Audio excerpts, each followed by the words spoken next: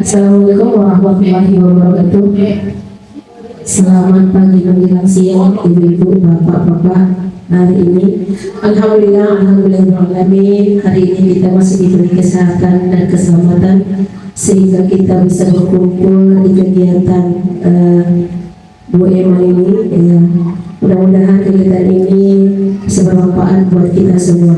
Salawat dan salam tidak lupa kita hadiahkan kepada junjungan kita Nabi Muhammad SAW. Allahumma sholli ala sayyidina Muhammad wa ala ali sayyidina Muhammad. Baiklah Bapak Ibu, acara kegiatan ini akan dibuka, nanti pembukaan dari saya, kemudian akan dilanjutkan dengan doa. Mungkin dengan doa akan kita serahkan kepada Pak Safar. Pada Pak Safar kami persilahkan.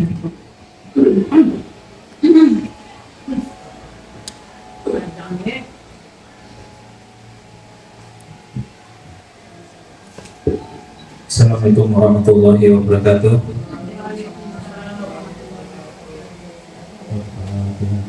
Bismillahirrahmanirrahim. Alhamdulillahirabbil alamin. Arrahmanirrahim. Iyyaka na'budu wa iyyaka nasta'in. Ihdinas siratal mustaqim. Shiratal ladzina an'amta 'alaihim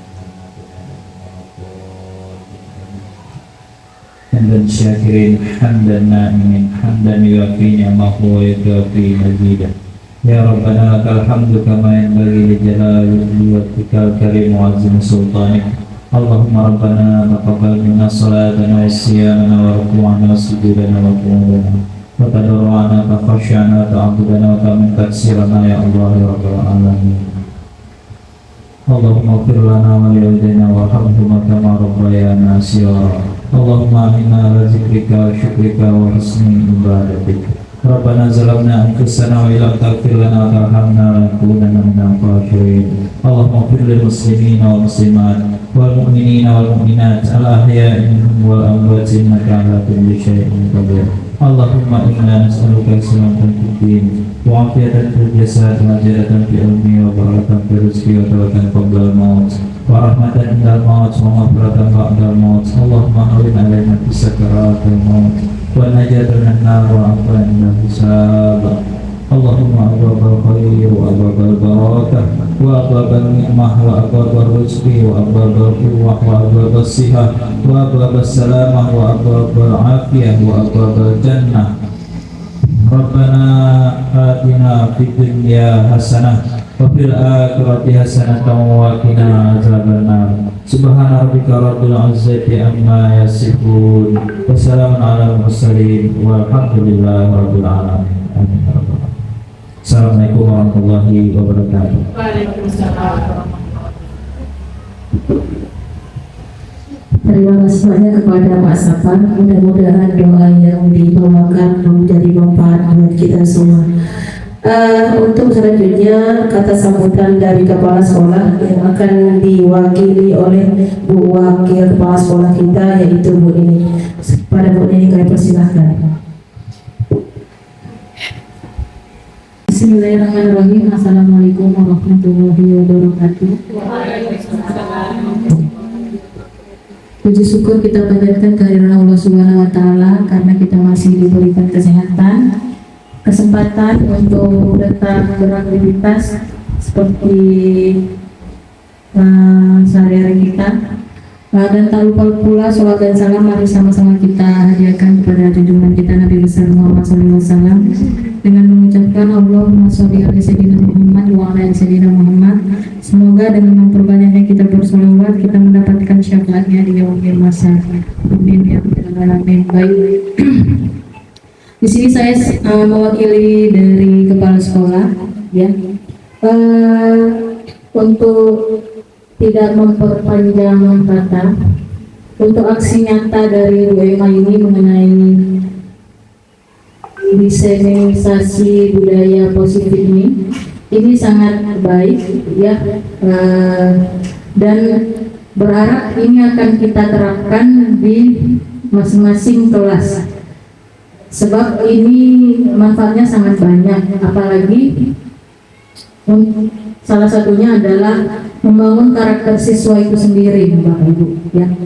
Nah, jadi sebelum kita ke siswanya, sepatutnya kita gurunya yang menjadi contohnya, gitu. Nah, untuk budaya positif ini. Jadi nanti akan disampaikan kembali nih mengenai apa sih itu inseminasi budaya positif. Nah, nanti lebih banyaknya akan dipaparkan oleh Bu Herma Susanti, ya. Nah, jadi kita banyak belajar dari Ibu Herma mengenai budaya positif ini. Nah, agar kita terapkan nantinya di setiap kelas. Nah, begitu ya. Mungkin itu saja yang bisa saya sampaikan. Lebih dan kurangnya saya mohon maaf. Wassalamualaikum warahmatullahi wabarakatuh. Terima kasih kepada Bu Nini sebagai sambutan dari Kepala Sekolah dan mewakili. Untuk sesi berikutnya mungkin ini adalah topik yang akan kita bahas, topik yang dibahas oleh narasumber, yaitu judulnya adalah diseminasi budaya positif yang akan dibawakan oleh Bu Herma. Kepada Bu Herma, kami persilahkan secara hormat.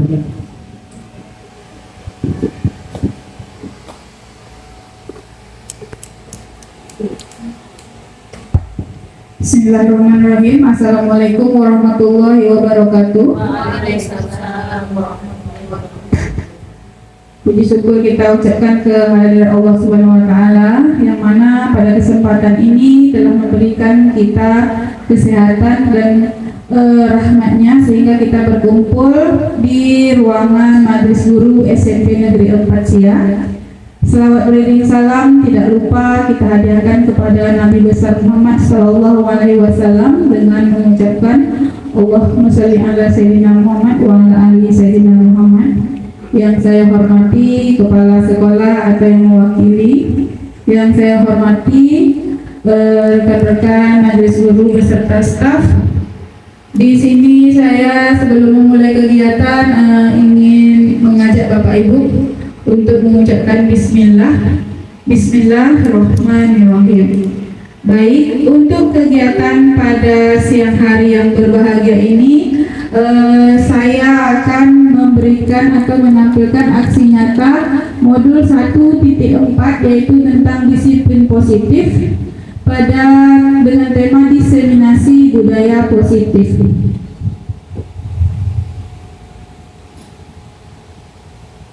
Baik, sebelum kita memulai kegiatan, ini ada kesepakatan diskusi yang akan kita jalankan selama lebih kurang 1 jam. Yang pertama, berpartisipasi aktif selama diskusi, berpikiran terbuka, saling menghargai dan menghormati, berpendapat setelah dipersilakan. Jika ada satu peserta yang berbicara, yang lain mendengarkan dan mengikuti diskusi dengan perasaan senang dan gembira. Sepakat Bapak Ibu? Baik. Kalau begitu kita lanjut.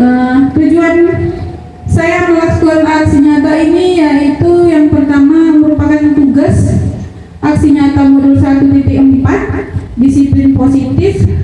Yang kedua yaitu berbagi praktik baik diseminasi budaya positif. Namun sebelum kita lanjut kepada materi kita, ada yang ingin saya tanyakan kepada Bapak Ibu. Pertanyaan yang pertama yaitu, apakah yang dimaksud dengan budaya positif? Budaya positif, menurut pemikiran Bapak Ibu, budaya positif itu seperti apa?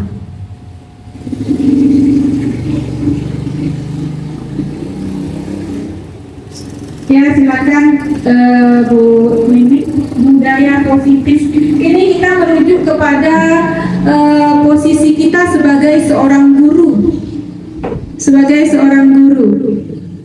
Kalau menurut saya nih Bu Herma, budaya positif itu adalah kebiasaan atau hal-hal yang baik yang harus diterapkan di dalam kelas, seperti itu. Baik, luar biasa sekali ya. Ada lagi Bapak Ibu? Ya, Bu Eka, silakan.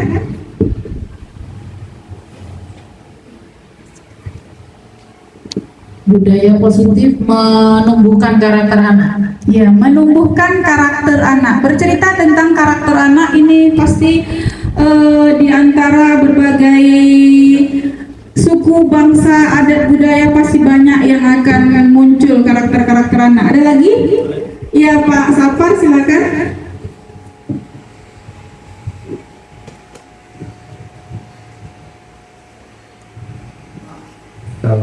Assalamualaikum warahmatullahi wabarakatuh. Waalaikumsalam. Perkenalkan, nama saya Safar. Mungkin berpendapat tentang budaya positif. Kalau kita lihat dari segi kata budaya itu jelas apa namanya itu mungkin kebiasaannya. Nah, biasa diterapkan ya, dan itu bergulir terus. Kalau positif itu yang bagus ya. Jadi kegiatan yang bagus, kegiatan yang positif yang sering kita lakukan, yang sering kita terapkan lah kepada anak, mungkin itu menurut pendapat saya. Terima kasih. Assalamualaikum warahmatullahi wabarakatuh. Warahmatullahi wabarakatuh. Baik, luar biasa sekali Bapak Ibu. Meskipun cuaca panas dan siang hari ini tetap semangat ya. Itu tadi budaya positif.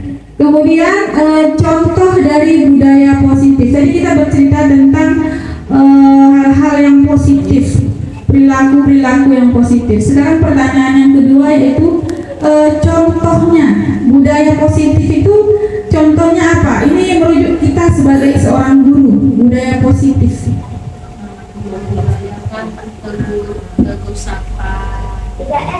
3S. Apa itu Bu Tika?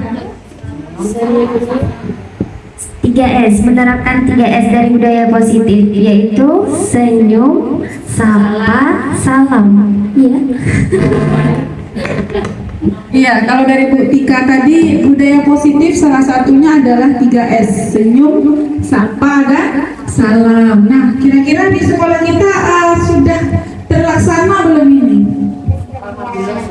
Alhamdulillah sudah ya. Oke, alhamdulillah. Selanjutnya selain 3S, Berdoa sebelum salam dan doa pada waktu membuka pembelajaran.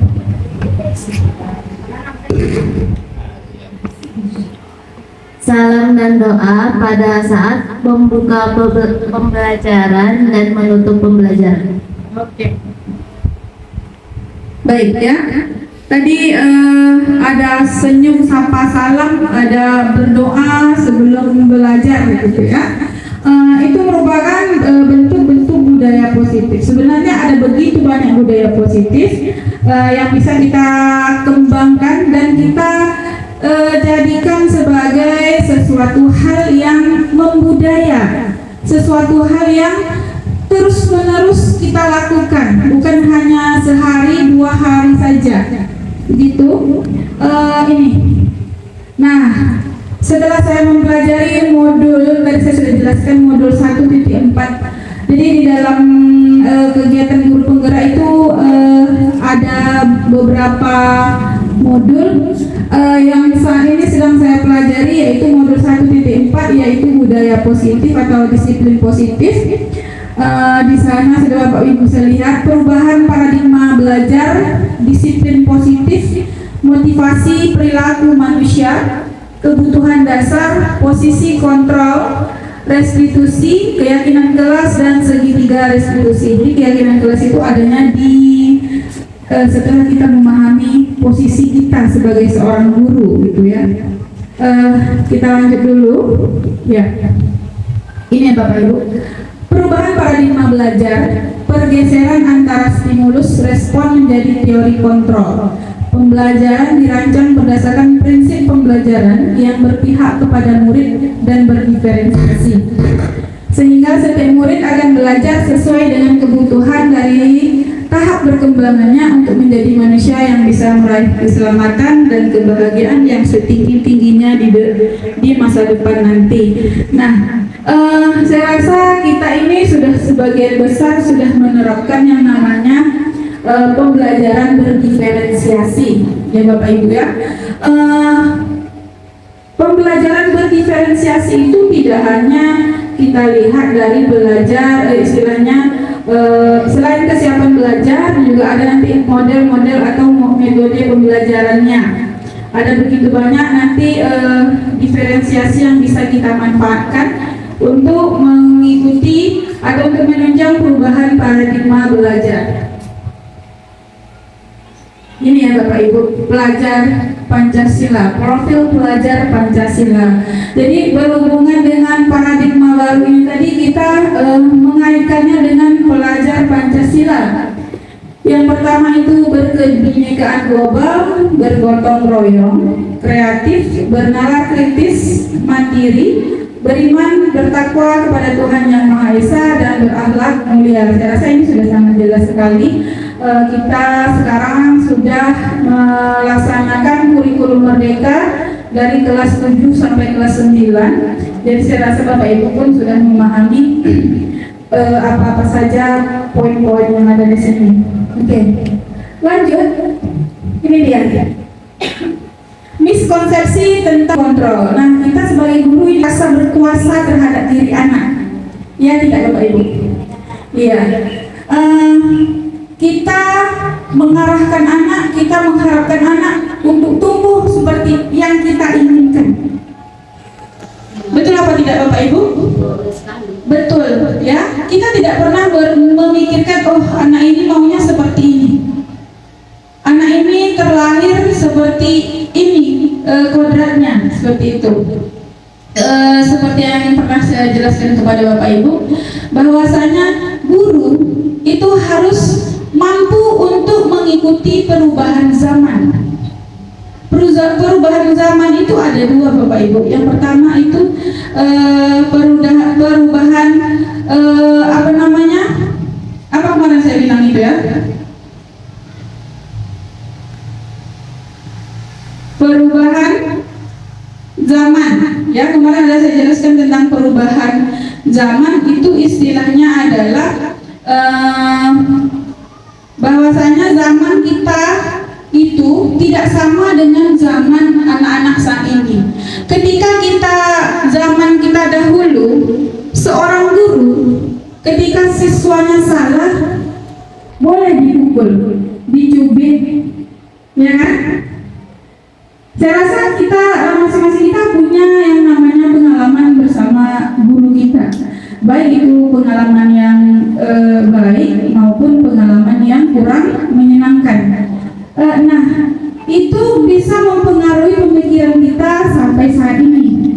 Makanya kita harus mampu mengikuti perubahan zaman. Kemudian ada yang namanya kodrat alam.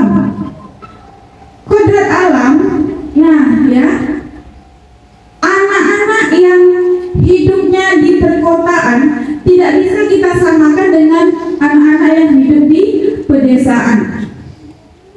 Kalau di perkotaan itu mereka sudah mampu misalnya menggunakan teknologi.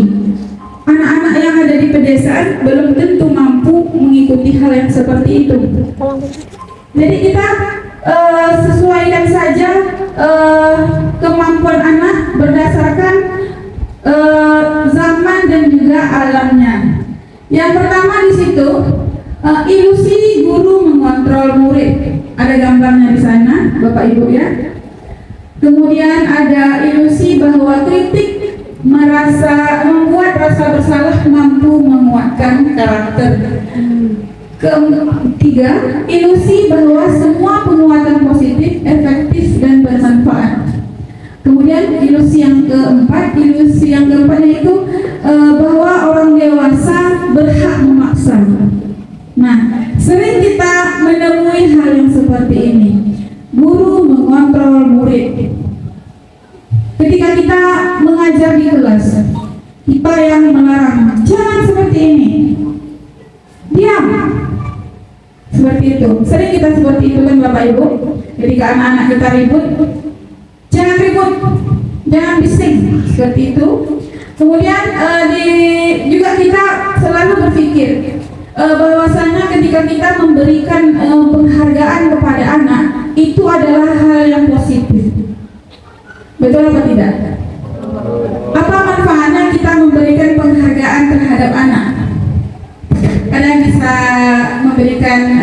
kesehatannya mungkin manfaatnya.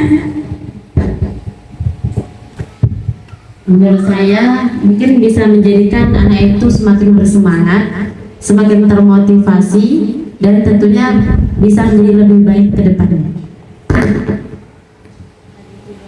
Baik, itu tadi dari Ibu Ana mengatakan untuk anak itu supaya lebih bersemangat, termotivasi dan lebih baik lagi. Kira-kira ada yang lain nggak? Ya. Di dalam kelas jadi lebih kompetitif, ada persaingan, jadi mereka kayak aku harus bisa. Oke, sebentar. Oke, baik, kita berikan aplaus dulu kepada Bu Mona dan juga Bu Ana. Iya. Jadi pertanyaan saya adalah kira-kira pemberian penghargaan kepada siswa. Tadi yang dijawab Bu Ana adalah untuk memotivasi, lebih semangat, kemudian ada jiwa kompetitifnya gitu ya. Pernahkah kita memikirkan anak yang tidak dapat? Pernah tidak?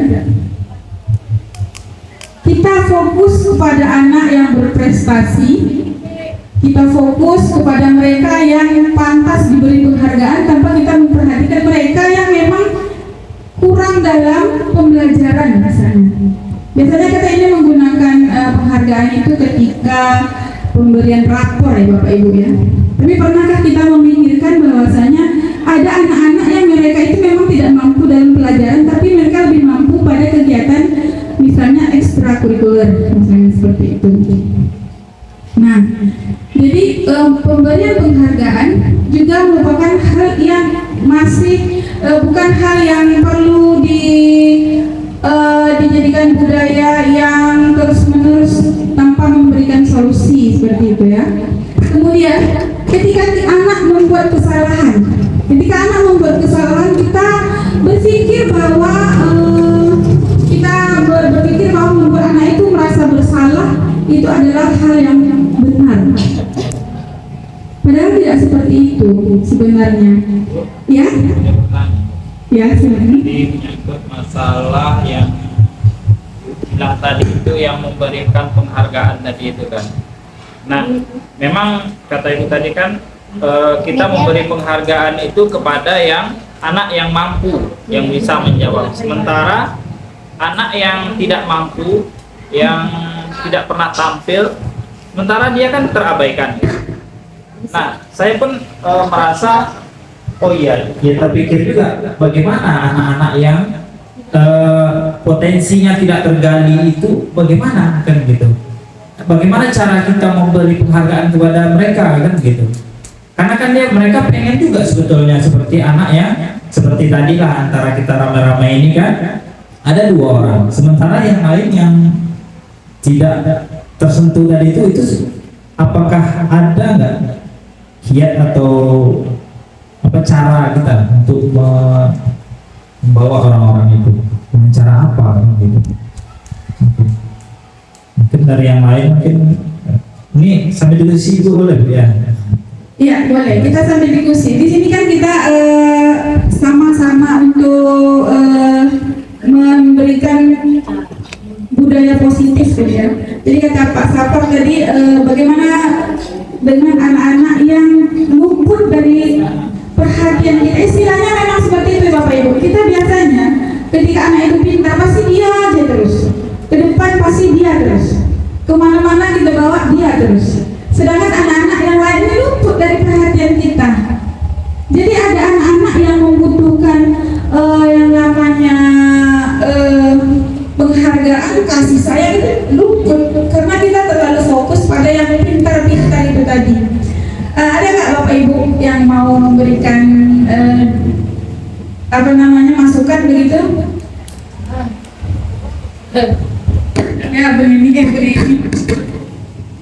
Ini masukan kepada siswa yang kurang dalam pembelajarannya ya. Menurut saya gimana caranya gini.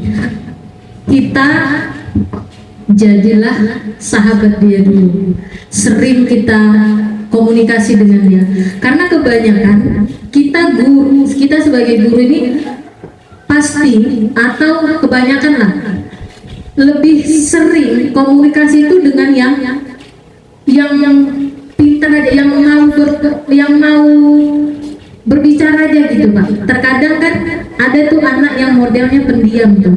Nah, kita sering ajak dia komunikasi, kita sering sapa, kita tanya kabar dia atau bagaimana keadaan dia. Nah, karena dengan kita sering berkomunikasi seperti itu, ketika nanti kita dalam pembelajaran, mungkin dia sudah enak tuh suasana hatinya. Nah, dia tidak akan pernah mungkin merasa sudah tidak takut, sudah tidak merasa gimana ya, ragu atau bagaimana. Udah nyaman ya, benar, karena kita sering komunikasi. Mungkin salah satunya komunikasi. Terima kasih Bu. Baik, terima kasih Bu Nining. Iya Pak Nanang, silakan.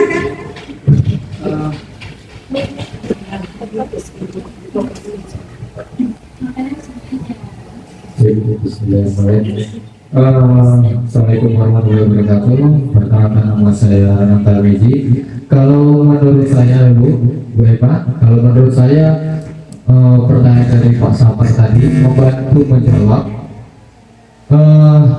Kita sebagai seorang pendidik, seharusnya kita juga sebelum kita memulai, kita harus tahu dulu anak ini tergolong dalam mana. Dalam kita memberikan sebuah reward atau hadiah tadi, anak yang terabaikan tadi Pak, kita harus tahu dulu anak ini masuk tergolong dalam apa. Kan ada yang pandai, sedang, dan agak kurang gitu. Nah, kita harus memberikan, kalau kita memberikan pertanyaan atau kuis kepada anak itu, kita harus menyesuaikan, jadi nggak bisa disamakan gitu.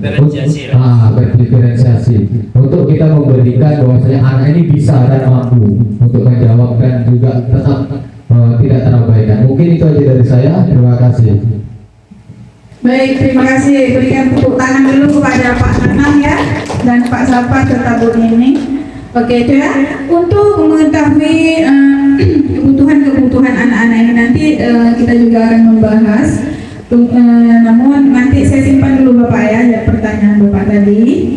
Tapi jawaban tadi sudah sangat bagus sekali. Selanjutnya, ini dia. Dr. William Glasser dalam kontrol teori untuk meluruskan beberapa miskonsepsi tentang kontrol ya. Ilusi guru mengontrol murid. Pada dasarnya kita tidak dapat memaksa murid untuk berbuat sesuatu jika murid tersebut memilih untuk tidak melakukannya. Walaupun tampaknya kita sedang mengontrol perilaku murid tersebut, hal ini karena murid tersebut sedang mengizinkan dirinya dikontrol. Saat itu bentuk kontrol guru menjadi kebutuhan dasar yang dipilih murid tersebut. Teori kontrol yang menyatakan bahwa semua perilaku memiliki tujuan bahkan terhadap perilaku yang tidak disukai. Jadi kalau ada anak-anak yang mau kita kontrol, bukan berarti itu bukan berarti dia itu mau, tapi dia itu mengizinkan dirinya untuk dikontrol, seperti itu ya. Kira-kira. Kemudian ilusi bahwa semua penguatan positif efektif dan bermanfaat. Penguatan positif atau pujukan adalah bentuk-bentuk kontrol. Segala usaha untuk mempengaruhi murid agar mengulangi suatu perilaku tertentu adalah suatu usaha yang mengontrol murid tersebut. Dalam jangka waktu tertentu, kemungkinan murid tersebut akan menyadarinya dan mencoba untuk menolak rujukan kita, atau bisa jadi murid tersebut menjadi tergantung pada pendapat sang guru untuk berusaha. Jadi ketika kita menggali potensi anak, kamu bagusnya seperti ini. Kalau nantinya terus-terusan kita kontrol seperti itu, akhirnya pemikirannya tidak berkembang. Justru dia akan bertanya, begini Bu, seperti ini Pak. Nah, jadi dia tidak lagi mau mengembangkan nalarnya, tapi dia lebih membutuhkan guru untuk memvalidasi benar nggak yang dia lakukan, seperti itu. Selanjutnya, Ilusi bahwa kritik dan membuat orang merasa bersalah dapat menguatkan karakter. Menggunakan kritik dan rasa bersalah untuk mengontrol murid menuju pada identitas gagal. Mereka belajar untuk merasa buruk tentang diri mereka. Mereka mengembangkan dialog diri yang negatif. Kadang-kala sulit bagi guru untuk mengidentifikasi bahwa mereka melakukan perilaku ini karena seringkali guru cukup menggunakan suara halus untuk menyampaikan pesan negatif. Selanjutnya, ilusi bahwa orang dewasa memiliki hak untuk memaksa. Banyak orang dewasa yang percaya bahwa mereka memiliki tanggung jawab untuk membuat murid-murid berbuat hal-hal tertentu. Apapun yang dilakukan dapat diterima selama ada sebuah kemajuan berdasarkan sebuah pengukuran kinerja. Pada saat itu pula, orang dewasa akan menyadari bahwa perilaku memaksa tidak akan efektif untuk menjangka waktu panjang dan sebuah hubungan permusuhan akan terbentuk. Selanjutnya, ini ya Bapak Ibu, stimulus respon lawan teori kontrol, pandangan tentang dunia. Kalau menurut stimulus respon tentang dunia, realitas atau kebutuhan kita itu sama. Kebutuhan kita sama. Tapi sebenarnya kita kebutuhannya berbeda. Kemudian semua orang melihat hal yang sama. Setiap orang memiliki gambaran berbeda. Kita mencoba mengubah orang agar berpandangan sama dengan kita. Kita berusaha memahami pandangan orang lain tentang dunia. Perilaku buruk dilihat sebagai suatu kesalahan. Kemudian semua perilaku memiliki tujuan. Jadi walaupun anak-anak itu berperilaku buruk, pasti ada tujuannya. Kenapa mereka begitu? Kemudian orang lain bisa mengontrol saya. Yang sebenarnya hanya Anda yang bisa mengontrol diri Anda. Saya bisa mengontrol orang lain. Anda tidak bisa mengontrol orang lain. Pemaksaan ada pada saat pendidikan gagal. Kolaborasi dan konsensus menciptakan pilihan-pilihan baru dan model berpikir menang atau kalah. Model berpikir menang atau menang. Begitu ya. Oke, kita lanjutkan dengan disiplin positif. Makna kata disiplin itu sendiri adalah suatu yang dilakukan seseorang pada orang lain untuk mendapatkan kepatuhan. Kemudian yang dimaksud dengan disiplin positif adalah pendekatan mendidik murid yang bertujuan untuk membentuk kontrol diri dan meningkatkan kepercayaan diri sehingga mereka bisa berperilaku dengan berpedoman pada nilai-nilai kebajikan universal, yaitu sifat positif manusia merupakan tujuan mulia yang ingin dicapai oleh setiap individu terlepas dari suku, bangsa, bahasa, agama maupun latar belakangnya. Saya lanjut aja dulu, nanti kita buka lagi sesi tanya jawabnya. Tadi pada disiplin positif ada menaikkan nilai-nilai kebajikan universal. Ini nilai-nilai kebajikan universal itu adalah sifat-sifat positif manusia yang merupakan tujuan mulia yang ingin dicapai setiap individu. Nilai yang disepakati bersama lintas bahasa, suku, bangsa, agama maupun latar belakang. Kemudian contohnya sebagai profil pelajar Pancasila yaitu nilai-nilai universalnya yaitu beriman, bertakwa kepada Tuhan Yang Maha Esa, berakhlak mulia, mandiri, bernalar kritis, berkebinekaan global, bergotong royong, dan kreatif. Nah, nilai-nilai universal ini Bapak Ibu nantinya akan kita tuangkan kepada keyakinan kelas. Jadi keyakinan kelas itu bukan ujuk-ujuk jadi aja barang itu. Kita cari di Google ada kata-katanya, kita tempel di dalam kelas. Bukan seperti itu konsep sebenarnya. Jadi ada proses-prosesnya.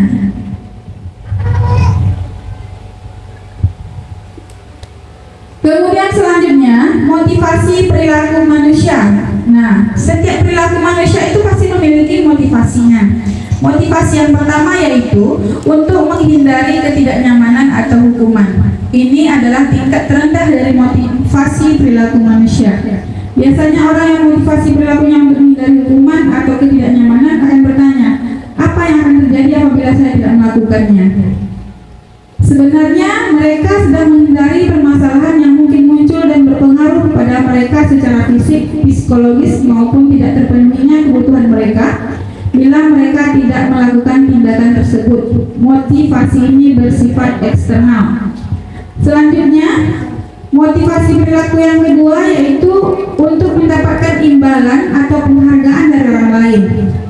Satu tingkat di atas motivasi yang pertama, di sini orang berperilaku untuk mendapatkan imbalan atau penghargaan dari orang lain. Orang dengan motivasi ini akan bertanya, apa yang akan saya dapatkan apabila saya melakukannya? Mereka melakukan sebuah tindakan untuk mendapatkan pujian dari orang lain yang menurut mereka penting dan mereka letakkan dalam dunia berkualitas mereka. Mereka juga melakukan sesuatu untuk mendapatkan hadiah. Nah, ini tadi pemberian hadiah. Pengakuan dan imbalan, motivasi ini juga bersifat eksternal. Ada dua tadi sudah ya. Yang pertama supaya untuk menghindari hukuman, mereka tidak membuat PR karena mereka takut dihukum. Atau mereka mau membuat PR karena dapat nilai yang bagus, gitu ya. Itu motivasi dari luar, bukan dari dalam dirinya sendiri. Kemudian yang ketiga, untuk menjadi orang yang mereka inginkan dan menghargai diri sendiri dengan nilai-nilai yang mereka percaya. Orang dengan motivasi ini akan bertanya, akan menjadi apa? Akan menjadi orang seperti apa apabila saya melakukannya? Mereka melakukan sesuatu karena nilai-nilai yang mereka yakini dan hargai, dan mereka melakukannya karena mereka ingin menjadi orang yang melakukan nilai-nilai yang mereka yakini tersebut. Ini adalah motivasi yang akan membuat seseorang memiliki disiplin positif karena motivasi perilakunya bersifat internal bukan eksternal. Saya berikan contoh seperti ini. Kita sebagai seorang guru, ini contoh ya Bapak Ibu ya. Kita melihat kepala sekolah kita misalnya datangnya kita masuk jam 7.30. Jam 7 kepala sekolah kita sudah ada di sekolah. Ini contoh kasusnya ya. Ada satu guru, dia akan datang bukan karena dia orang yang disiplin, tapi karena dia takut dimarahi, takut diomeli oleh kepala sekolahnya. Ada satu guru lagi, dia datang tepat waktu, datang sama dengan kepala sekolah, itu karena dia ingin dipuji, dia ingin mendapatkan penghargaan dari kepala sekolah itu. Berbeda lagi dengan orang yang untuk menjadi orang yang mereka inginkan ini ya. Berbeda lagi dengan orang yang tidak ada kepala sekolah, dia pasti akan datang tepat waktu. Begitu ya Bapak Ibu.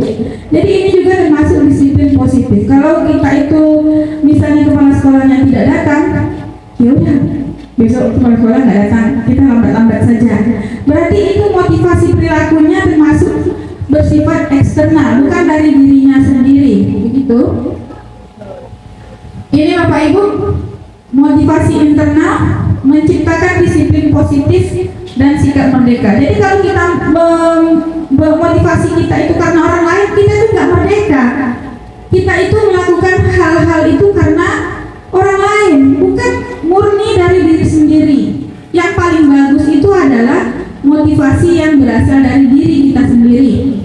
Menurut Ki Hajar Dewantara, merdeka itu artinya tidak hanya terlepas dari perintah, akan tetapi juga cakap buat memerintah diri sendiri.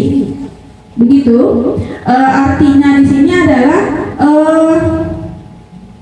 motivasi internal atau merdeka itu sendiri, kita terbebas dari perintah orang lain. Tapi juga kita bisa memerintah diri kita sendiri. Hari ini harus mengerjakan tugas ini tanpa dipaksa oleh guru, tanpa mengharapkan hadiah, tapi murni karena dia ingin menjadi orang yang selesai tugasnya tepat waktu. Ini tadi selanjutnya 5 kebutuhan dasar manusia. Jadi Bapak Ibu, jangankan kita, anak-anak juga memiliki kebutuhan dasar. Kebutuhan dasar yang pertama itu bertahan hidup. Yang kedua kasih sayang. Yang ketiga kebebasan. Keempat kesenangan, dan kelima ada penguasaan. Ini ya Bapak Ibu, 5 posisi kontrol yang saya rasa sangat sangat penting untuk kita ketahui bersama-sama. Seorang guru itu memiliki 5 posisi kontrol. Yang pertama sebagai seorang penghukum. Yang kedua, membuat orang merasa bersalah. Yang ketiga, teman. Yang keempat, pemantau dan manajer. Kira-kira Bapak Ibu, kalau di kelas, kita bicara di kelas. Di kelas Bapak Ibu ini posisinya di mana?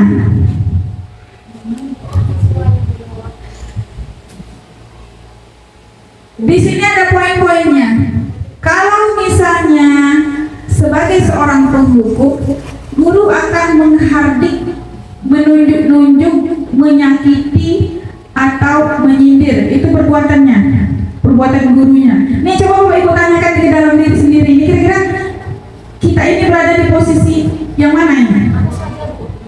Ini yang penghukum dulu ya. Yang pertama itu perbuatannya dia menghardik, seperti itu, ya. Menunjuk-nunjuk, menyakiti, menyindir. Kemudian dengan perkataan, kalau kamu tidak melakukannya, awas ya, rasakan, gitu, ya. Kemudian hasilnya, siswa-siswi itu akan memberontak, menyalahkan orang lain dan berbohong. Nah, kita sering jumpa ini anak-anak yang berbohong ini. Kemudian kaitannya dengan dunia berkualitas, yaitu murid meletakkan guru di luar dunia berkualitas. Kemudian murid berkata, biarkan aja, nanti juga marah-marah lagi. Istilahnya sering berarti guru ini melakukan hal itu, sehingga anak itu udah kebal. Bukan hanya guru, tapi orang tua juga akan seperti itu. Kemudian apa dampaknya bagi murid? Dampaknya adalah murid akan melakukan kesalahan itu lagi, berulang-ulang, terus dimarahi lagi, disindir lagi, dibentak lagi. Nanti anak-anak nanti juga hilang marahnya, besok marah lagi, ulang lagi, terus seperti itu. Itu adalah posisi kontrol sebagai seorang penghukum. Kemudian posisi membuat orang merasa bersalah. Pembuat merasa bersalah ini berceramah. Ini perbuatannya dia berceramah. Jadi ketika dia masuk ke kelas ada sesuatu kesalahan siswa, dia berceramah mengatakan seharusnya seperti ini. Ibu kecewa sama kamu, seperti itu. Kemudian guru berkata, kamu seharusnya sudah tahu. Ibu lelah sekali mengatakannya. Ibu stres. Ya kan Bapak Ibu? Nah, selanjutnya, kalau hasilnya itu menyembunyikan, menyangkal dan berbohong. Karena kita tuduh anak seperti itu, hasilnya adalah anak itu akan berbohong. Enggak, bukan saya Bu, ya. Kemudian kemudian kaitannya dengan dunia berkualitas, murid meletakkan guru di dalam dunia berkualitas. Dan murid akan berkata, maafkan saya. Apa hasilnya? Murid akan menjadi rendah diri. Jadi dia down, istilahnya seperti itu. Kemudian itu adalah identitas yang gagal. Kalau ada guru yang seperti itu, berarti identitasnya di posisi kontrol itu berarti anak-anak itu menghindari hukuman. Karena dia, ya itu tadi, karena takut dihukum. Selanjutnya, identitas berhasil atau sukses. Yang diharapkan yaitu imbalan ketergantungan pada orang lain. Guru yang memposisikan dirinya sebagai seorang teman, jadi gurunya ada banyak kegiatannya tadi ya, selain penghukum, pembuat merasa bersalah. Kemudian yang ketiga adalah sebagai seorang teman. Guru akan membuat alasan-alasan untuk muridnya. Misalnya muridnya itu bersalah, nanti muridnya akan membela gurunya. Nggak seperti itu sebenarnya. Dia itu semalam begini. Nah, dia yang membela teman, namanya juga teman, pasti kita bela. Kemudian guru akan berkata, ayolah lakukan demi ibu, ibu, masa kamu tidak mau?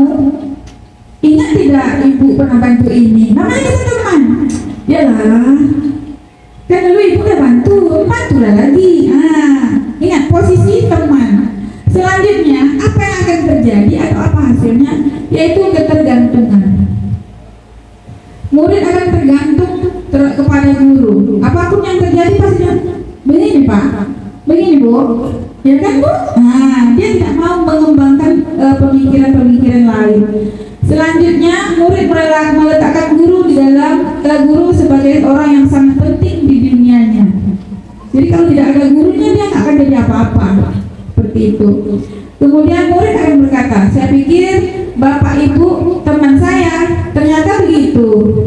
Nah itu dampaknya adalah anak itu akan menjadi lemah, tidak mandiri, dan ketergantungan. Selanjutnya, sebagai seorang pemantau, seorang guru akan berbuat, menghitung dan mengukur.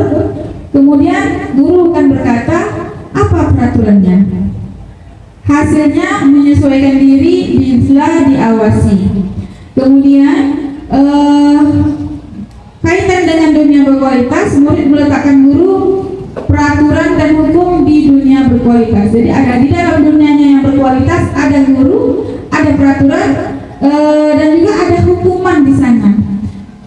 Kemudian murid akan berkata, berapa banyak bintang yang saya harus peroleh, berapa halaman yang harus saya tulis. Ini maksudnya adalah ketika kita sebagai pemantau di sini, untuk murid yang akan berkata seperti itu, maksudnya di sini adalah murid itu ingin mendapatkan hadiah. Misalnya kita memberikan tugas sampai halaman berapa Bu? Nah seperti itu ya. Kemudian dampaknya menitik beratkan pada sanksi atau hadiah untuk dirinya. Ini tadi pertanyaan yang untuk hadiah itu ya Bapak Ibu ya. Berarti posisi guru di situ sebagai pemantau, kemudian sebagai manajer. Kalau kita memposisikan diri sebagai seorang manajer, tentu nanti akan menghasilkan menghargai diri sendiri. Guru akan mengajukan pertanyaan-pertanyaan, kemudian akan berkata, contohnya apa yang kita yakini, apa yang bisa kamu kerjakan untuk memperbaiki masalah ini. Kemudian hasilnya menguatkan pribadi. Kaitannya dengan dunia, yaitu murid meletakkan dirinya sebagai individu yang positif dalam dunia berkualitas. Berarti hanya ada murid itu dengan pribadinya yang positif. Kalau tadi kan ada yang bergantung dengan guru, kemudian ada yang harus tidak ada guru pun nanti ya udahlah besok pun lagi gitu ya. Kemudian murid akan berkata, bagaimana caranya saya bisa memperbaiki keadaan. Kemudian dampaknya, murid akan mengevaluasi diri, bagaimana cara memperbaiki dirinya. Ini kira-kira setelah saya memberikan penjelasan ini, Bapak Ibu jujur pada diri sendiri ya, dari posisi yang 5 ini, kira-kira Bapak Ibu berada di posisi yang mana?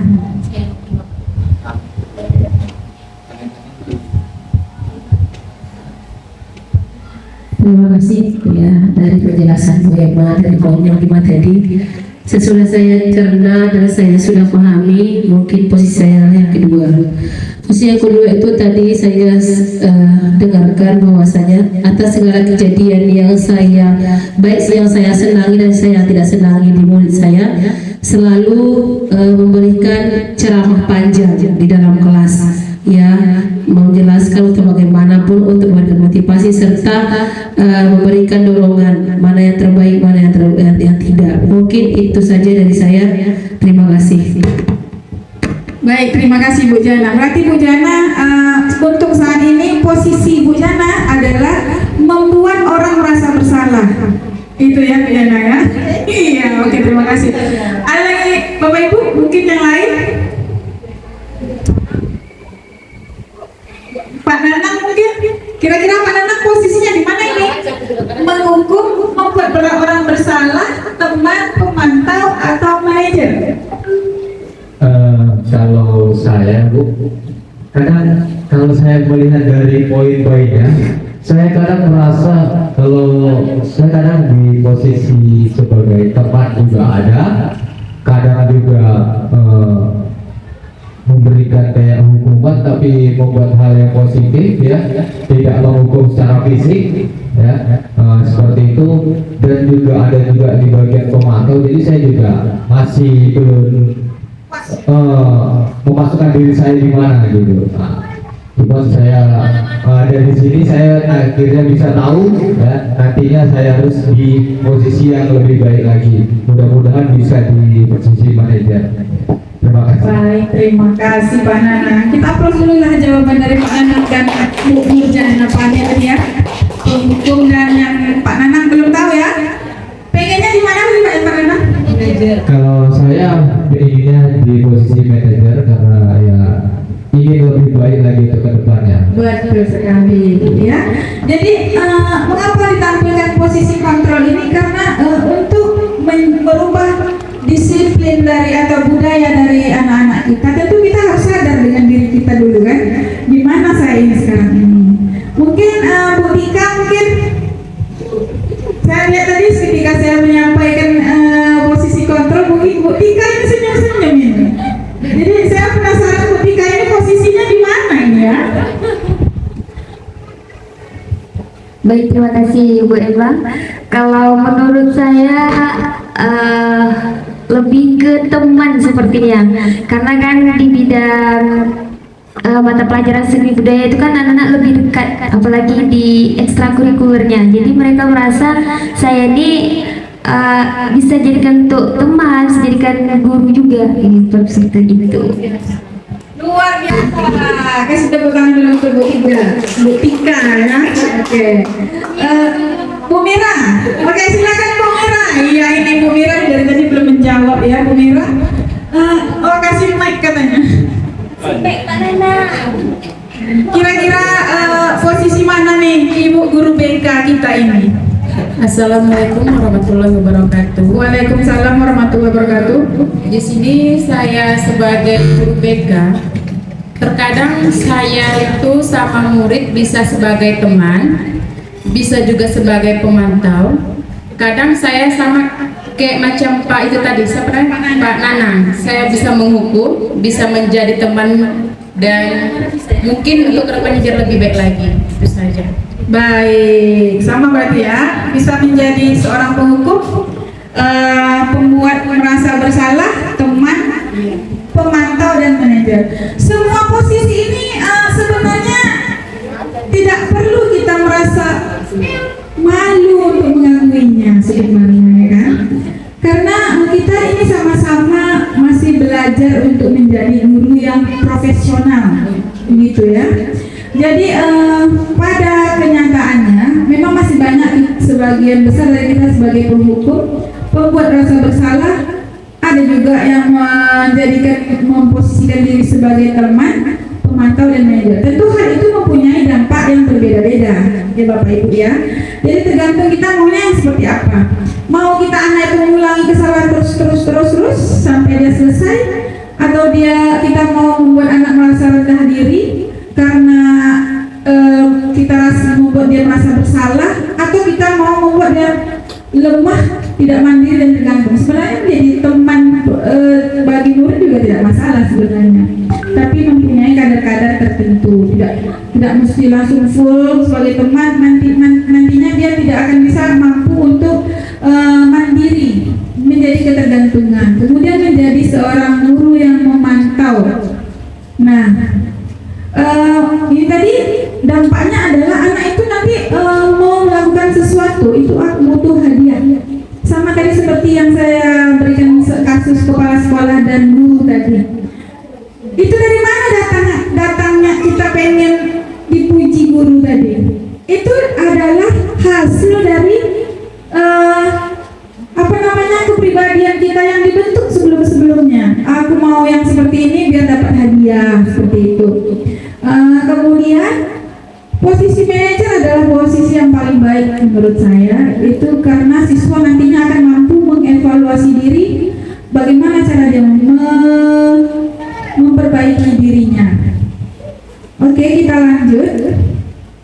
Nah, ini dia. Kita sudah banyak mengenal atau mendengar namanya keyakinan kelas. Ada pertanyaan yang kita bisa diskusikan bersama-sama. Yang pertama, mengapa kita memiliki peraturan tentang penggunaan helm pada saat mengendarai kendaraan roda 2? Mengapa kita memiliki peraturan tentang penggunaan helm pada saat mengendarai kendaraan roda 2? Atau mengapa kita memakai helm? Apa? Untuk keselamatan. Kita itu untuk keselamatan, ya kan? Kemudian, mengapa kita memiliki peraturan tentang menggunakan masker dan mencuci tangan setiap saat? Kesehatan. Apa? Bersih, higienis, kesehatan. Betul sekali. Itu adalah keyakinan kita. Kalau kita pakai helm, pasti kita selamat. Kalau cuci tangan, pakai masker, pasti sehat kita. Pasti bersih, pasti higienis.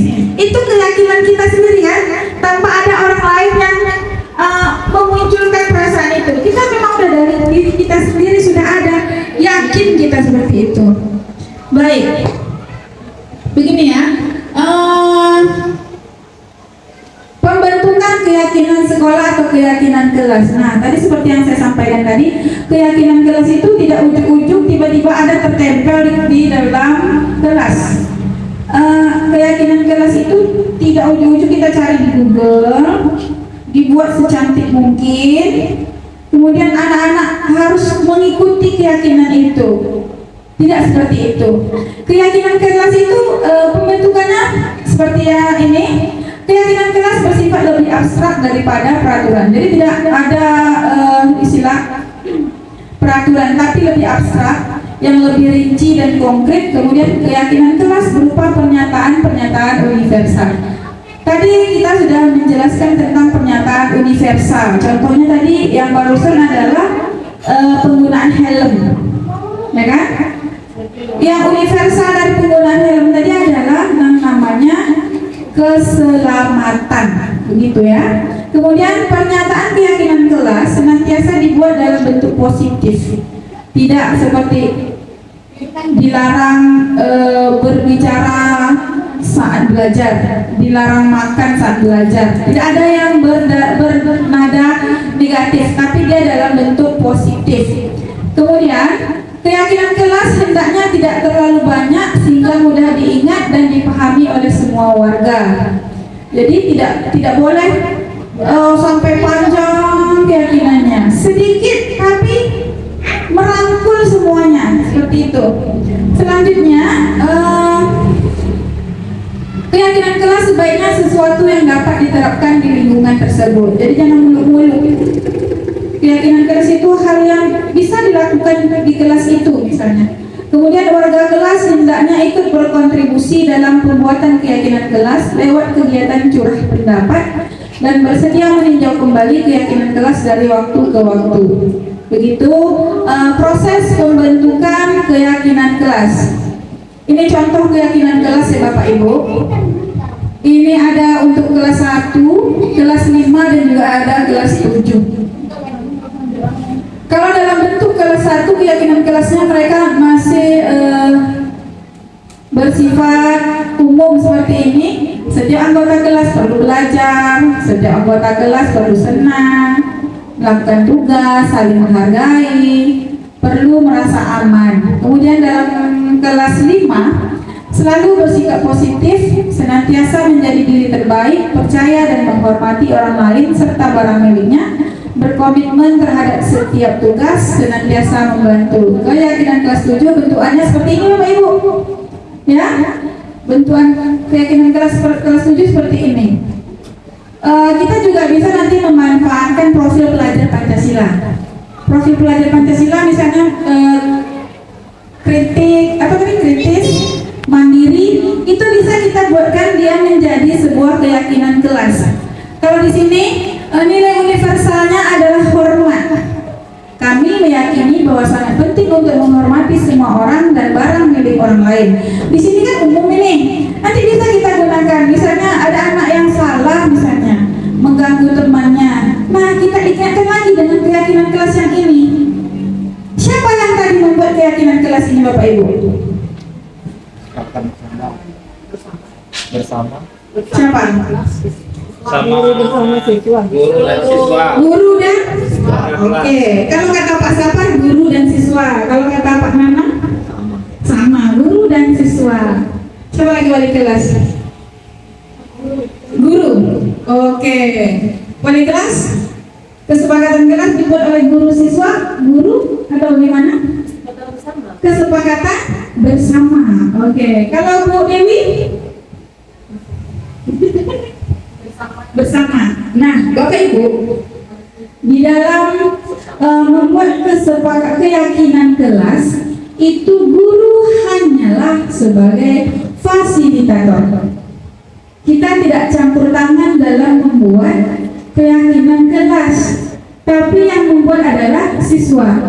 Kan kita menggali ini keyakinan dia, ya kan? Dari mana tentang keyakinan kelas ini? Keyakinan kelas ini nanti sebelum itu nanti ada peraturan kelas. Dari peraturan kelas itu nanti ada namanya kesepakatan. Disepakati dan diyakini. Siapa yang membuat siswa? Kita hanya memfasilitasi seperti itu. Ya Bapak Ibu. Oke, selanjutnya pengertian restitusi. Pengertian restitusi proses menciptakan kondisi bagi murid untuk memperbaiki kesalahannya sehingga karakter mereka lebih kuat ketika kembali pada kelompoknya. Maksudnya di sini adalah ketika siswa itu bermasalah, kemudian kita itu menciptakan kondisi yang membuat anak itu ketika mereka kembali itu mereka tuh karakternya lebih kuat lagi, bukan merasa bersalah mereka, bukan mereka takut dihukum, tapi mereka memiliki karakter yang lebih kuat. Ini adalah bentukan dari segitiga restitusi. Jadi yang pertama itu menstabilkan identitas, kemudian memvalidasi tindakan yang salah, dan terakhir menanyakan keyakinan. Nah, inilah fungsi dari keyakinan kelas tadi. Ketika siswa kita membuat masalah, kita stabilkan dulu identitas kesalahannya itu apa. Kemudian setelah itu kita validasi. Kita tanyakan murid, kira-kira yang kamu lakukan ini benar atau tidak? Begitu ya. Dan baru setelah itu kita menanyakan keyakinan kelas yang mana yang sudah dilanggar oleh anak tersebut. Baru nanti kita akan mencarikan solusinya. Itu pun bukan kita sendiri yang mencari solusi, tapi anak itu sendiri. Karena kesalahan ini apa ya kira-kira solusinya agar saya tidak lagi melakukan hal yang demikian, gitu ya Bapak Ibu. Begitu ada poin-poinnya. Kamu tentu punya alasan mengapa melakukan itu. Adakah cara yang lebih efektif untuk mendapatkan apa yang kamu butuhkan? Keyakinan kelas apa yang telah kita sepakati? Kemudian kamu ingin menjadi orang yang seperti apa? Oke, ini tadi posisi dasar dari segitiga langkah-langkahnya yaitu menstabilkan identitas, merupakan sisi dasar dari segitiga restitusi, kemudian memvalidasi tindakan yang salah. Langkah kedua dalam penerapan segitiga restitusi adalah memvalidasi tindakan yang salah, kemudian menanyakan keyakinan. Saya mempunyai video yang ingin saya tampilkan kepada Bapak Ibu, contoh penerapan segitiga restitusi yang sudah saya laksanakan. Kira-kira penerapan segitiga restitusi untuk sebuah kasus itu adalah seperti ini. Kasus yang pertama ini adalah siswa itu sering bolos. Ini kasusnya ya. Siswa itu sering bolos.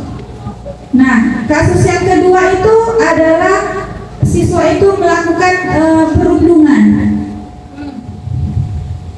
Ini kasus yang pertama. Vicky, ibu terima laporan dari guru matematika katanya kamu sering bolos ya waktu belajar matematika. Iya Bu. Kira-kira sudah berapa kali kamu bolos pada mata belajar matematika? Sering bolos itu termasuk kesalahan tidak? Iya Bu. Berbuat kesalahan itu manusiawi. Setiap orang itu pasti melakukan kesalahan. Yang penting kita belajar dari kesalahan tersebut dan berusaha memperbaikinya. Itu juga sih. Baik Vicky, mari kita cari solusinya bersama-sama ya. Vicky, kamu sering bolos pada saat pelajaran matematika pasti ada alasannya kan? Coba Vicky cerita sama ibu, kenapa Vicky bolos pada mata pelajaran tersebut? Karena saya tidak mengerjakan PR sehingga saya takut dimarahi oleh guru matematika. Menghentikan makanya saya bolos. Vicky, kamu tahu keyakinan kelas yang sudah kita sepakati? Kalau bolos pada saat pelajaran sesuai dengan keyakinan kelas kita juga. Menurut kamu keyakinan kelas apa yang sudah kamu pegang? Kedisiplinan, dan tanggung jawab. Menurut kamu kedisiplinan dan tanggung jawab itu penting atau tidak? Penting Bu. Kedisiplinan dan tanggung jawab mengajarkan saya agar tepat waktu dan menghargai waktu serta mengulangi kasih sayang kepada saya. Betul, menghargai waktu dan memiliki sifat tanggung jawab itu sangat bermanfaat untuk kita dapat menghargai orang lain, bekerja tidak menumpuk, serta melatih kita tentang kepedulian. Ya Bu, saya menyesal sudah sering bolos. Saya mohon maaf Bu. Saya akan menemui guru matematika untuk meminta maaf Bu. Vicky, kamu sudah sangat baik dan maaf. Menurut kamu, apa yang akan kamu lakukan agar tidak bolos lagi pada jam pelajaran matematika? Saya akan mencapai dengan sesuai dengan waktu yang diberikan. Baik, Vicky, kamu sudah menemukan solusinya dan ibu akan bekerja sama dengan orang tua kamu agar kamu mengerjakan PR di rumah. Sekarang silakan kamu masuk ke kelas ya dan lanjutkan pelajaran mengikuti pelajaran. Terima kasih Bu, sekali lagi saya mohon maaf. Ya, tidak apa-apa.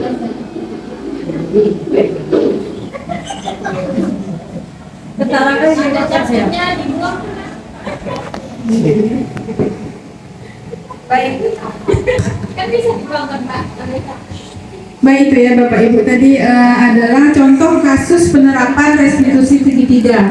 Yang pertama itu tadi kita menstabilkan identitasnya. Kita stabilkan dulu identitasnya, baru kita validasi dan terakhir kita menanyakan keyakinan. Ini ya Bapak Ibu. Kira-kira dari penjelasan saya ada nggak yang mau bertanya mungkin? Boleh tentang keyakinan kelas ataupun disiplin positif boleh.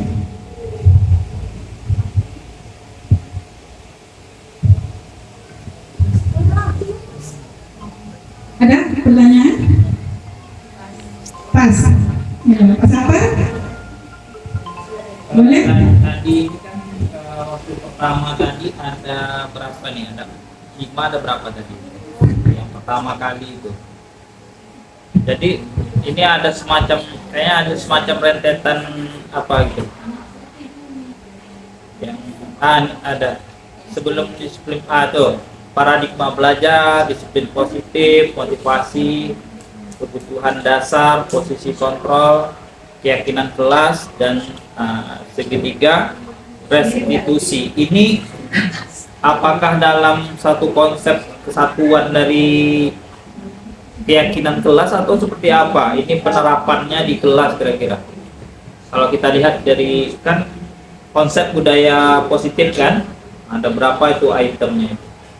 Kalau keyakinan kelas ini mungkin bisa lah kayak ditempelkan di kelas itu kan kalau dengan siswa, atau seperti apa penerapannya di kelas, itu yang ingin saya tanyakan.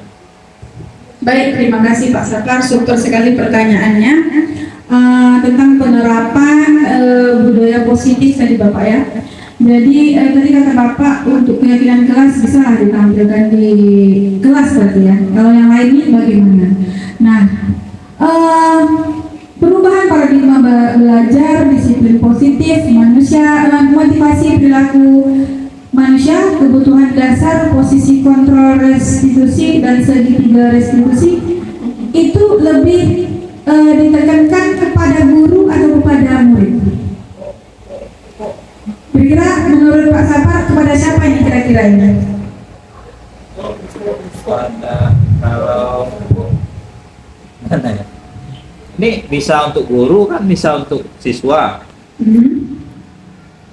Lebih tepatnya Ke siswa kayaknya. ke siswa. Siswa. Oke, baik. Jadi Pak, menurut pemahaman saya untuk poin-poin yang di atas itu lebih tepatnya disiplin diri kita dulu sebagai seorang guru. Setelah kita mampu memahami perubahan paradigma belajar, yaitu menggunakan pembelajaran yang berdiferensiasi yang sesuai dengan profil belajar Pancasila, kemudian disiplin positif, selanjutnya motivasi perilaku manusia. Tentu kita untuk siswa itu tentu kita harus tahu apa motivasi mereka melakukan hal itu. Tadi ada beberapa, ada yang ingin dipuji, ada yang takut dihukum, seperti itu. Tentu kita sebagai guru harus tahu dulu nih motivasi anak itu seperti apa sebenarnya. Kemudian kebutuhan dasar. Saya yakin dan percaya Bapak Ibu bahwasanya anak-anak yang memiliki permasalahan, entah itu permasalahan belajar itu, mereka sebenarnya ada kebutuhan dasar yang belum terpenuhi, iya kan?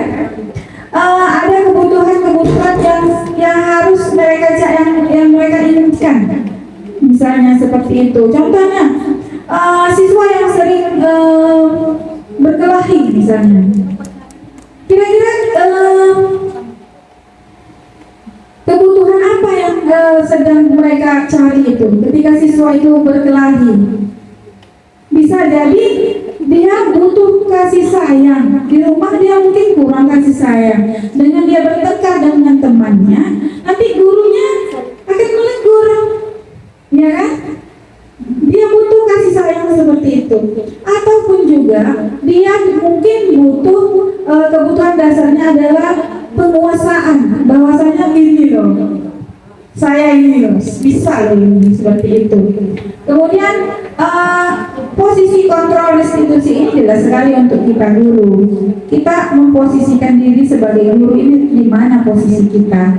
Nah, dari poin-poin tersebut nanti kita merujuk kepada disiplin positif membuat keyakinan kelas. Tadi yang awal saya bilang tadi, yang pertama itu kita biasanya ada peraturan kelas, dilarang berbicara seperti itu.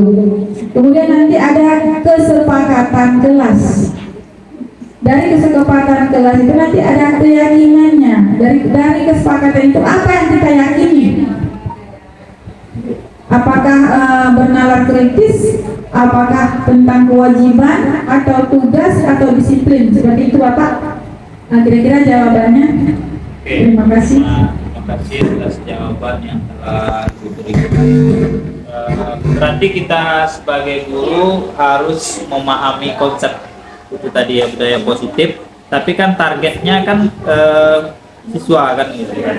Tapi kan kita harus sebagai apa namanya itu, kalau di dalam medis kita sebagai dokternya gitu kan. Iya. Kita harus memahami diri kita dulu, kemudian kita baru bisa mengobati anak yang. Terima kasih Bu. Iya, betul sekali itu.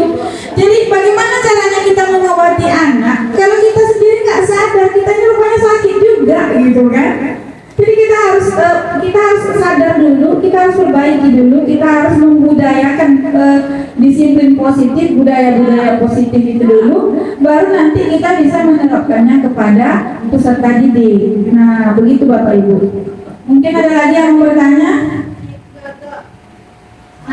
Oke.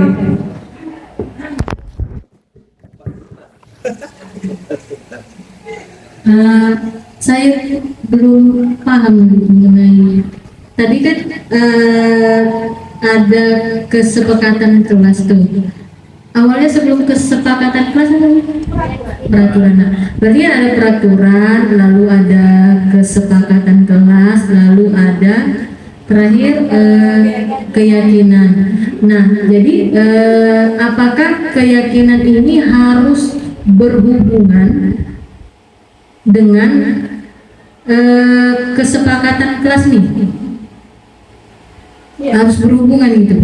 Jadi kalau misalnya nih, ini mohon maaf Bu Sof, sebab saya kurang paham nih kan. Jadi kita sambil belajar ya. Contohnya adalah tadi kesepakatannya tidak boleh ribut dalam pembelajaran gitu kan. Nah, kesepakatan. Jadi kalau keyakinan akan kita buat untuk supaya mereka nyambung, nah itu seperti apa gitu menurut saya? Baik, peraturan kelas, kesepakatan kelas, dan keyakinan kelas. Contohnya tadi apa tadi? Tidak boleh peraturan kelas, tidak boleh ribut saat belajar. Kemudian kita buatlah dia dalam bentuk kesepakatan. Sepakat nggak ini? Sepakat nggak kita supaya tidak boleh ribut di kelas? Kita buatkan di situ. Tidak boleh ribut di kelas seperti itu. Kemudian baru keyakinan kelas dari tidak boleh ribut itu apa keyakinan kita? Sama seperti helm tadi. Helm tadi kita yakin kalau kita pakai helm selamat gitu kan? Kalau kita tidak ribut di dalam kelas, apa yang kita yakini? Apa hasilnya? Aman. Apa? Nyaman. Tidak. Nyambung dia. Nyaman. Kalau ribut misalnya, yang lain nggak nyaman gitu. Iya. Nggak nyaman. Selain nyaman, apa lagi? Tidak bisa konsentrasi. Ketertiban. Tidak bisa konsentrasi belajar. Konsentrasi belajar jadinya. Keyakinan kelas itu bentukannya tidak boleh terlalu panjang Bapak Ibu ya, sedikit simpel aja gitu. Contohnya tadi saya rasa ada tadi saya kasih contohnya, bentar ya. Simpel saja, simpel tapi dia iya tidak berisi atau tidak apa tadi? Tidak ribut itu lebih tepatnya pada itu. Misalnya boleh kita disebut toleransi. Kami meyakini bahwa dengan tidak ribut akan menghasilkan kenyamanan seperti itu. Itu bentukan dari keyakinan kelas. Iya. Dari mana keyakinan kelas tadi? Disepakati dulu dari anak-anak itu dulu. Ambil dulu, baru nanti kita kerucutkan dia. Nilainya apa? Asal keyakinan apa itu? Keyakinan kelas. Pertamanya adalah peraturan. Peraturan. Dia ke peraturan dulu. Dari kalau peraturan kan jelas dari kita kan. Kalau kesepakatan kelas kan dari anak-anak. Tidak boleh terlambat masuk ke Kalau kelas. keyakinan kelas itu sama. Kalau keyakinan kelas itu seperti ini tadi. Kesepakatan kelas di sebelahnya keyakinannya dari tidak boleh merokok misalnya kan, keyakinannya apa? Berarti kesehatan. Kami meyakini bahwa dengan tidak merokok maka kami akan hidup sehat. Seperti itu. Yakin dia kalau dia melakukan itu pasti dia ada nilai yang dia dapat seperti itu. Begitu Bapak Ibu. Bagaimana yang lain mungkin? Pak Nana? Sudah pas ya. Oke. Benar. Bu Endang? Pertanyaan? Ya boleh.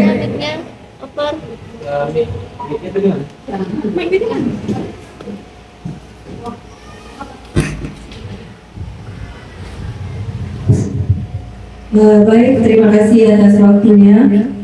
Ini berkaitan dengan tadi masalah kontrol diri tadi ya. Ada 5 kontrol diri tadi. Nah, seperti tadi yang sudah ditanyakan di awal, sepertinya kalau kita itu belum ada sampai ke manajer ya kan, antara penghukum, pembuat orang merasa bersalah, teman ataupun pemantau. Nah, terkadang yang menjadi dilema kita kalau untuk anak-anak kita ya, menjadi sebuah pengalaman kadang sepertinya untuk menciptakan disiplin positif itu kita selalu menerapkan yang pertama penghukum, membuat orang merasa bersalah ya kan. Nah, rata-rata membuat untuk disiplin positif itu mungkin yang seperti tadi dengan ancaman, marah-marah ya kan. Nah, kebanyakan mungkin seperti itu. Nah, untuk mencapai ke manajer ini istilahnya sudah diterapkan langsung oleh anak itu sendiri gitu kan. Nah, dia langsung yang sudah menerapkan dalam dirinya sendiri.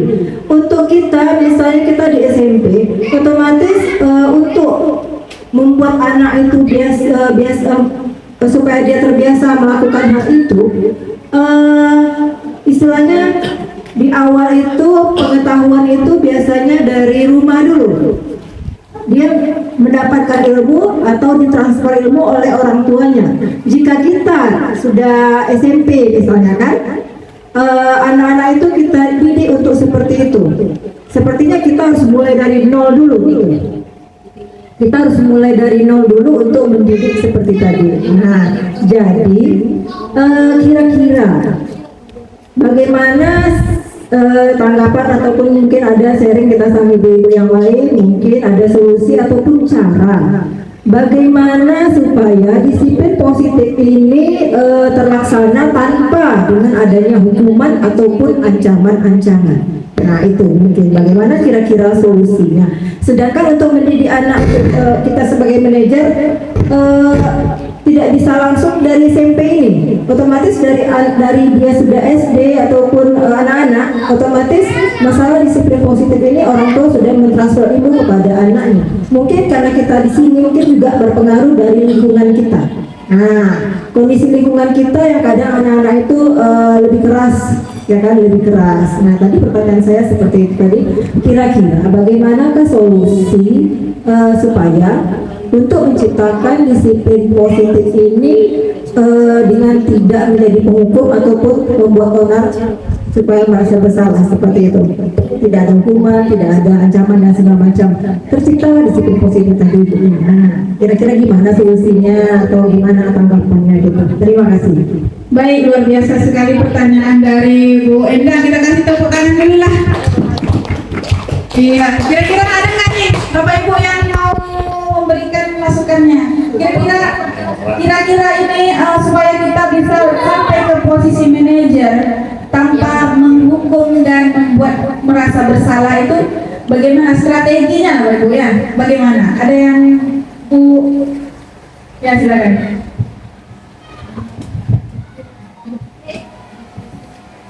Baik, terima kasih. Ya, mungkin di segi yang lainnya sebenarnya kita selalu melakukan. Yang terakhir dan yang kedua itu mungkin jarang kita lakukan dan itu belum kita capai. Kalau menurut saya seperti ini, ya. Kalau memang kita di Indonesia ini memang dari bayi kita mungkin dari anak itu memang kita sudah lebih daripada kasih sayangnya. Contoh di daerah barat, ya daerah barat itu memang dia disiplin. Di luar negeri itu dia disiplin itu dari bayi, memang contoh tidur dia dari bayi udah pisah dengan orang tuanya, ya. Kemudian dia pakai baju dan makan sendiri itu sudah dilakukan sendiri. Beda kita yang di Indonesia. Di Indonesia ini memang kita bayi sampai dia umur 5 tahun, apalagi anak satu-satunya, itu selalu dibawa ke tiap emaknya dan bapaknya. Salah satunya itu adalah faktor dari keluarga. Kemudian faktor lingkungan juga mungkin ya. Faktor lingkungan seperti saya ini ya. Salah satunya adalah orangnya keras. Mungkin anak saya juga jadi keras nantinya, dari bahasa berbeda dengan Batak dengan Jawa. Ya, itu salah satu kedua faktor budaya. Kemudian sekolah, ya. Lingkungan kita juga termasuk. Lingkungan kita di sini ini lingkungannya adalah orang tua sibuk mencari duit. Itu yang saya bilang tadi, pernah saya baca 0 sampai 14 tahun itu adalah masa anak yang harus diperhatikan. Salah satu contohnya ya, kita itu sebagai orang tua pulang secapek-capeknya pun kita pulang ke rumah, setidaknya kita menanyakan anak kita itu belajar apa tadi nak, dapat nilai berapa, sama siapa tadi belajar. Itu adalah salah satu kita untuk merangkul anak kita di rumah. Itu pernah saya baca ya, dari 0 sampai 14 tahun itu masa anak kita itu, kalau kita sudah bisa melewati 0 sampai 14 tahun, anak kita bisa terbimbing hal-hal yang negatif, insya Allah nanti di SMA dia akan lebih baik. Itu seperti itu. Dan 0 sampai 14 tahun itu yang pernah saya baca juga ya, anak-anak itu akan dari 0 sampai 6 tahun itu, anak itu hanya percaya dengan gurunya.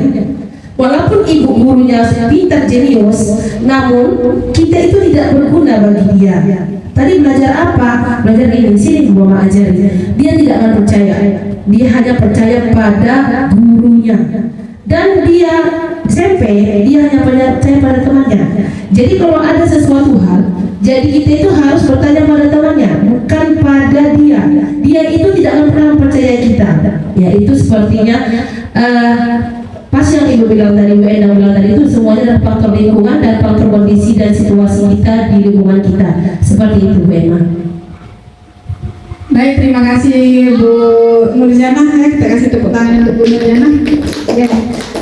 Jadi kalau dari saya sendiri, memang benar tadi bahwasanya dari keluarga juga sangat berpengaruh ya Bu ya, sama lingkungan. Nah itulah mengapa akhirnya Ki Hajar Dewantara itu memberikan sebuah filosofi ataupun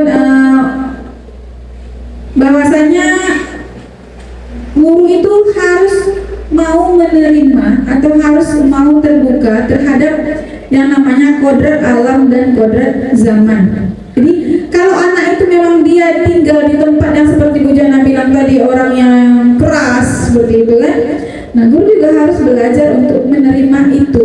Kemudian solusinya adalah berkolaborasi dengan orang tua. Kolaborasi adalah hal yang sangat penting dalam kegiatan mendidik atau menumbuhkan karakter anak. Jadi kolaborasi dulu Bu Enda dengan orang tua untuk menumbuh kembangkan karakter anak. Sebenarnya ini tidak hanya dilaksanakan di kelas sebenarnya. Di sebuah sekolah juga harus ada yang namanya disiplin positif atau budaya positif. Ini sudah harus ditanamkan, apalagi sesuai dengan visi kita. Jadi guru ataupun warga sekolah itu memberikan sosialisasi kepada wali murid juga mengenai hal ini, sehingga nantinya akan lebih memudahkan kita untuk menjadikan kita berada di posisi manajer. Tentu saya juga setuju. Saya rasa untuk sampai ke posisi manajer ini payah sekali, ya kan? Tapi itulah tugas kita. Itulah tugas kita untuk bagaimana sampai ke tahap menjadi seorang manajer ini. Tidak langsung oke, hari ini saya mendapatkan sosialisasi, besok pagi saya akan menjadi posisi manajer. Nggak bisa seperti itu. Harus memiliki tahapan-tahapannya. Jadi tidak ujuk-ujuk langsung aku mau jadi posisi manajer nih, besok pagi terapkanlah. Ya, nggak bisa seperti itu. Pelan-pelan, ada langkah-langkah, ada strateginya. Yang pertama yaitu tadi sadar diri kita. Setelah kita menyadari posisi kita, baru kita berkolaborasi bersama rekan-rekan guru dan juga orang tua. Nah, dengan begitu nanti sampailah kita ke tujuan kita menjadi seorang manajer itu. Begitu Bu Enda dari saya. Ada lagi Bapak Ibu? Habis ya? Oke. Alhamdulillahirobbilalamin. Saya rasa untuk kegiatan aksi nyata ini sudah sampai. Oh ya, ada satu lagi, maaf. Ya silakan. Siapa? Oke, ya.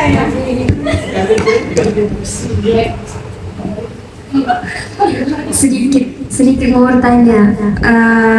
Tadi kan kita sudah buat peraturan, kesepakatan dan keyakinan. Nah, setelah dibuat keyakinan itu, pastinya nanti kan ada tuh pelanggaran-pelanggaran. Nah, jadi bagaimana tuh konsekuensinya nanti? Terima kasih. Baik, ini pertanyaan terakhir ya, sekaligus penutup kegiatan kita. Betul sekali. Kita sudah buat keyakinan kelas nih, tapi ada yang melanggar. Bagaimana solusinya? Solusinya adalah kita menerapkan segitiga restitusi. Yang pertama, kita panggil dulu anaknya, kita stabilkan dulu posisinya. Tanya, kamu semalam seperti video yang sebut tadi, tanyakan dulu. Kamu saya dengar dari guru yang lain melakukan pembulian ya nak ya? Tanyakan dulu. Iya bu, sudah berapa kali? Baru kemudian setelah kita bertanya itu, kita validasi. Kamu tahu nggak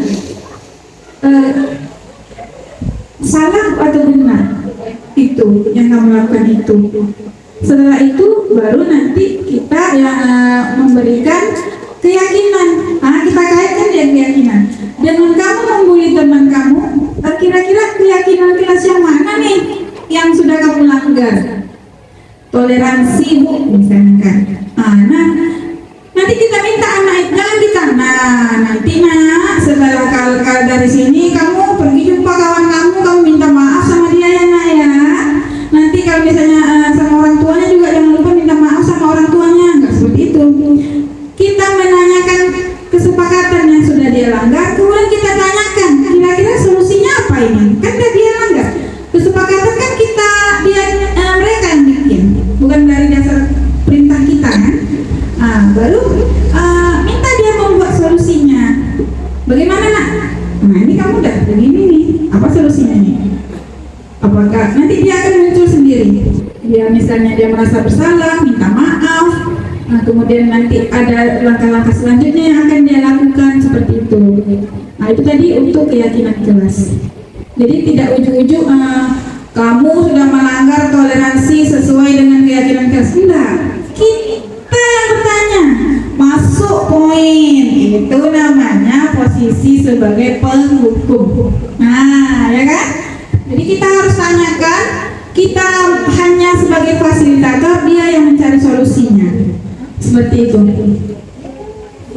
Iya, sama-sama. Oke, Bapak Ibu, saya rasa cukup sekian pemaparan saya tentang diseminasi budaya positif.